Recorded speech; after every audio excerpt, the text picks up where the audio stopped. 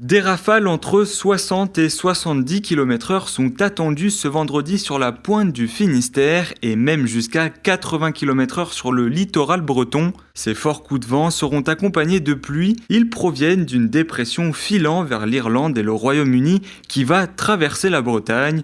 La situation ne devrait pas s'améliorer en soirée. Des rafales jusqu'à 100 km/h sont attendues sur la pointe bretonne. En mer, ce sera très agité avec des vagues déferlantes de 5 à 6 mètres. Un procès de 2 semaines sur le naufrage du chalutier Bugalet-Braise va s'ouvrir le 25 novembre prochain en Angleterre. C'est la justice anglo-saxonne qui reprend le dossier car 2 des 5 marins bretons décédés ont été retrouvés dans les eaux britanniques. En France, la justice a conclu un non-lieu, ne retenant pas l'hypothèse privilégiée par les familles d'une croche avec un sous-marin. Plus de 15 ans après, les circonstances du drame restent inexpliquées.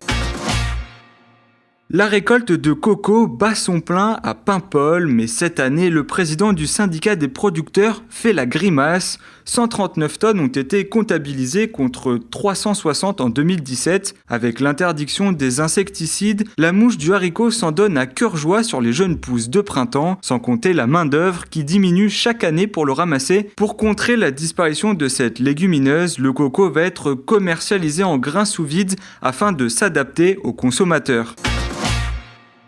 5000 passagers en une journée, c'est le nouveau record de l'année des vedettes de Bréa effectué ce mercredi pour cause des conditions météo très favorables à la visite de ce bout de paradis breton. 3 vedettes auront été nécessaires pour ramener rapidement les visiteurs le soir sur le continent.